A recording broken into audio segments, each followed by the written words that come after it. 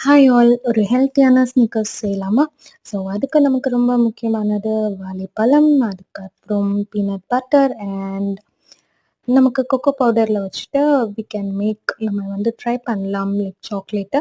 So, peanut butter already என்னோட Insta போஸ்ட்ல நீங்க கீழ போய் செக் பண்ணீங்கன்னா ரீல்ஸ்ல இருக்கும். அண்ட் ரொம்ப ஈஸி. வெறும் அ வேர்க்கடலையும், நாட்டு சர்க்கரையும் நல்லா நல்லா கிரைண்ட் பண்ணிக்கோங்க.